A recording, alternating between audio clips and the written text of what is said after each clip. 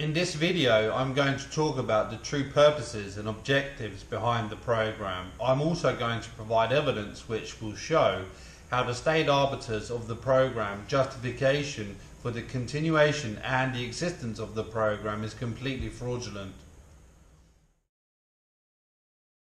The pretexts for the program's existence have from day one centered around me, Stephen Bell, supposedly. In this regard, the staid arbiters of the program have predominantly fabricated storylines and narratives in the form of virtual movie fabrications and endless talk radio,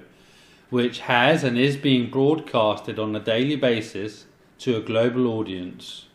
in which I consistently feature as the protagonist. Moreover, I am supposedly guilty of having committed sex crimes, amongst other allegations and claims. This is and has been the way in which the staid arbiters of the program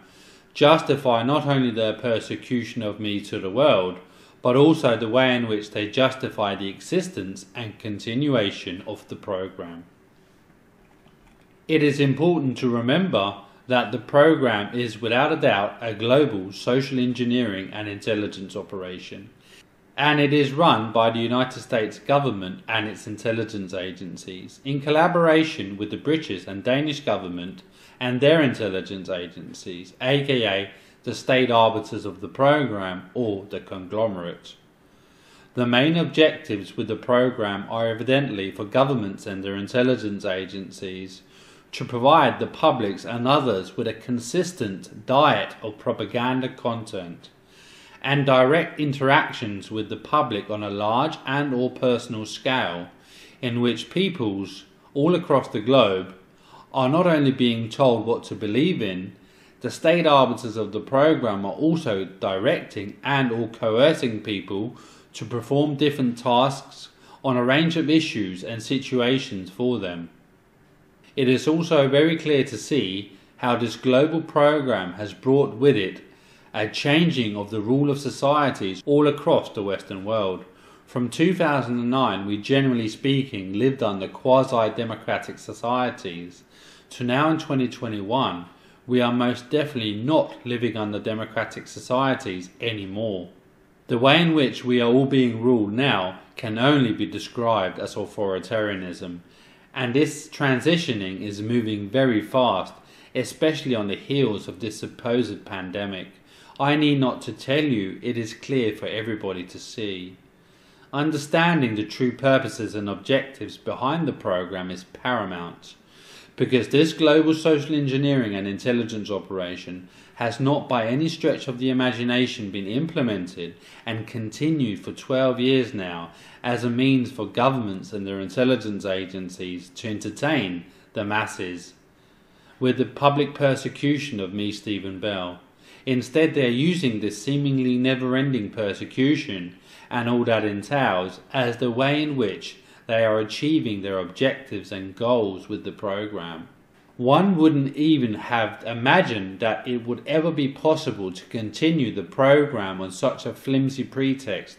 as the one they are continuously using and reusing throughout the program, and still continuing to this day with no end in sight.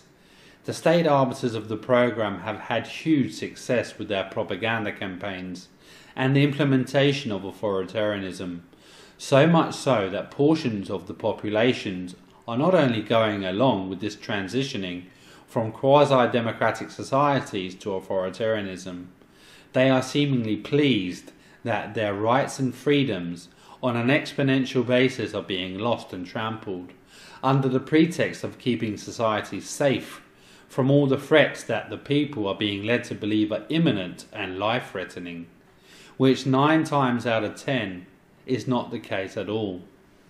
It is exactly the same with the justification for the program's existence and continuation. I, the supposed protagonist in the program's never-ending propaganda, have never in my life committed a sex crime. In fact, I have never even been known or suspected for such criminality before the program. Therefore, it is fairly easy for me to provide evidence to that fact, which I have done previously and now I'm going to do again. Keep in mind, I have never been made aware of what the Danish government or the US or British governments and their authorities are specifically labelling me guilty for. All I know is the titles, and I also have a rough idea that they are claiming that my supposed sex crimes have all taken place in my late teens or 20s. But I do not actually have any concrete information to go by. Notwithstanding, I'm going to provide documentation of the types of crimes and criminality that I have actually been known for by the police authorities, not to mention been in prison for, because it is true I have had quite an extensive criminal past, but nothing even remotely suggesting that I'm any kind of sexual predator, which I am not by any stretch of the imagination. As I stated recently, I began my inquiries to the National Police of Denmark on the 2nd of February 2021, in which I informed them, the National Police, that I demanded not only to be made aware of the criminal allegations which they are labelling me guilty for publicly for more than a decade, I also demanded to be questioned by the police or prosecutor's office, so that I could give my statements in these regards. The National Police, in their response to me from the 3rd of February 2021, for all intents and purposes ignores the entirety of my letter which has anything to do with the program and the government's illegal persecution of me. Instead, they forwarded my said letter to North Jutland Police, who replied to me on the 8th of February. They likewise ignored every aspect of my letter which has something to do with the program and the government's illegal persecution of me, Stephen Bell. Instead, they treated my letter as a FOIA request,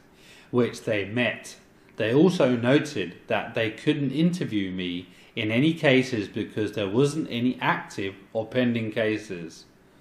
The North Jutland Police did, however, send me all of the registrations that they have on me in their IT systems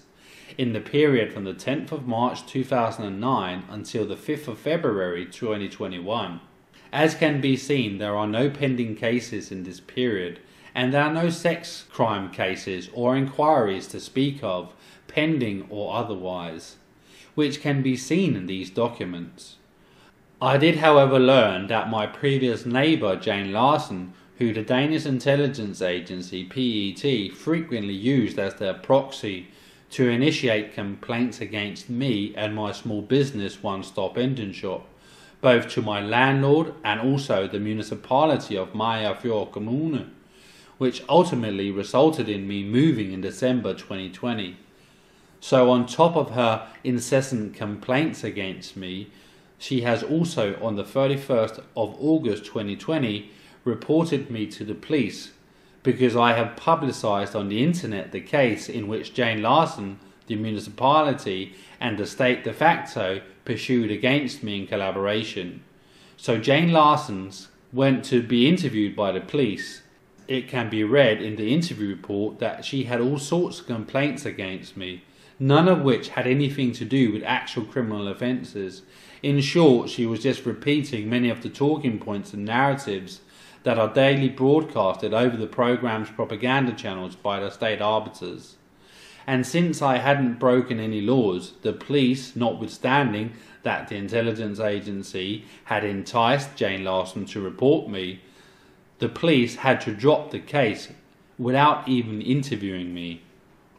I learned of this case by sending a FOIA request to North Jutland Police on the 9th of February.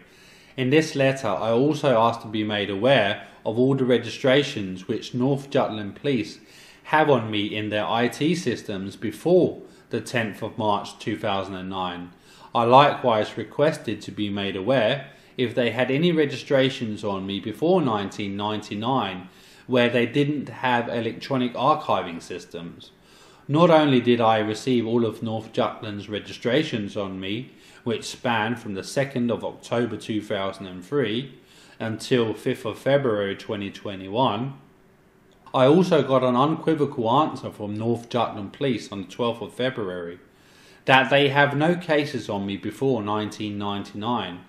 Thereby I can prove without any shadow of a doubt that there are no cases or inquiries of any kind in relation to me, Stephen Bell, that are about sex crimes or anything of those sorts. I have all of the necessary and official documents which show exactly what I have been known and convicted for. And in this instance you can see that my criminal activity first began in 2003 on the 2nd of October, where I was charged with a simple assault, and my life of crime, if you will, ended on the 13th of November 2009.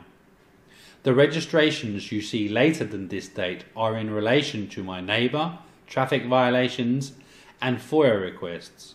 because these documents show any and all kind of registrations that occurs in the police systems, and not just convictions or charges. Every single registration is listed in the same way, with a specific case number corresponding, thereby proving to the public that the state arbiters of the program's sex crime allegations are completely fraudulent. And knowing that, you can do the math yourself. Each and every time that the state arbiters of the program not only fabricate but also broadcast virtual movie fabrications and talk radio in which I supposedly feature as the protagonist, these propaganda campaigns are for all intents and purposes completely fake. I do realise that they are using many elements and pieces of my life and reality in general in their fabricated propaganda campaigns. All this is in an effort to make their content seem more genuine and lifelike. But you have to remember you are only hearing one side of the story, despite that it would appear that I feature as the protagonist. This is because they are playing all sides and roles and doing so on everyone's behalf. And the way in which it can be proven how these seemingly never-ending propaganda narratives and storylines are fabricated propaganda is by the simple fact that there are never any material actions behind their extremely serious allegations and claims that they continuously make in their publicised propaganda campaigns, which are broadcasting 24/7, 365 days a year. And a relevant example which contradicts many of the state arbiters' excuses which they give to the public for not pursuing their own claims and allegations against me can be disproven from the example from the 31st of August 2020, where the Danish intelligence agency, PET, enticed Jane Larsen to report me to the police